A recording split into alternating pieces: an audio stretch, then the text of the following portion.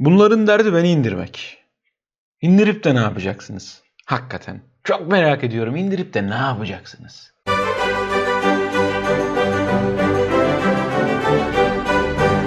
Bakınız kardeşlerim. Bunlar seçim meçim bahanesiyle milli iradeye darbe yapmak istiyorlar. Demokrasiyi kullanarak milli iradeyi ortadan kaldırmaya çalışıyorlar. Efendim, milli irade ne mi?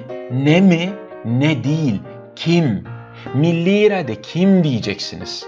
Ve ben istemeye fani olduğumu vurguluya milli iradenin benden ibaret olduğunu söylemek zorunda kalacağım. Milli irade benim kardeşlerim. Benden başkası kazanırsa milli irade olmaz mı? Olmaz. Olsa kirli irade olur. Bakıyorsunuz sırf beni indirmek için kirli ittifaklar, şer ortaklıkları, münafıkça şeyler yapıyorlar.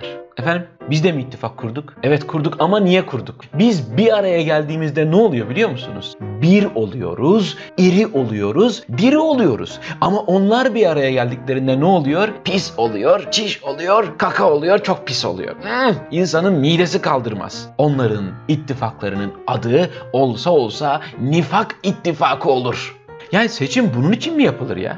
Seçim bir heyecan olsun, bir aktivite olsun, insanların gündeminde bir şeyler olsun diye yapılır. Seçim birini indirmek için yapılmaz. Yani şeytan diyor ki kaldır seçimi de görsünler günlerini diyor. Ama tabii ki seçimleri kaldırmam için diktatör olmam lazım. Eğer ben diktatör olsam rakiplerimi hapse attırırım, tutuklattırırım, pasaportlarına el koydururum, bana karşı olanları hain ilan ederim, bütün medyayı kontrol altına alırım, beni desteklemeyen gazeteleri, televizyonları kapattırırım, gazetecileri tutuklattırırım. Ya diktatör olsam ben gider şehit tabutlarına kolumu dayar, nutuk atarım. Yani ne bileyim elime şemsiye alır, bıldırcınları, keklikleri falan dürterim. Şayet diktatör olsam yaparım bunları. Neymiş? Her seçimden önce ağlıyormuşum.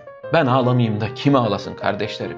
Şu milletim için göğsümü siper ede sırf milletim rahat uyusun, milletim uyusun, mışıl uyusun diye kendimi feda ettiğim şeylere bakar mısın? Ah benim damperli Şerife bacım, ah benim taklacı Tanju kardeşim, ah benim villasında kalorifer yanmayan türkücü İbo kardeşim, ah benim kafasında bardak kıran Caner kardeşim. Kadroya bakar mısınız? Ben ağlamayayım da kim ağlasın? Lütfen seçimleri amacından saptırmayalım. Seçimler milli iradeyi devirmek için yapılmaz. Eğer seçimlere başka anlamlar yükleyenler olursa seçimleri kaldırmak zorunda kalırım ki bu gerçekten çok da yapmayı istemediğim bir şey canım sonuçta. Seçim benim kazandığım şeyin adıdır. Benim kaybettiğim şeye seçim denmez, darbe denir. Gerçi son zamanlarda darbelerden de ben kazançlı çıkıyorum. O da ayrı bir şey. O da Allah'ın lütfu, daha evvel de ifade ettiğim gibi öyle yani.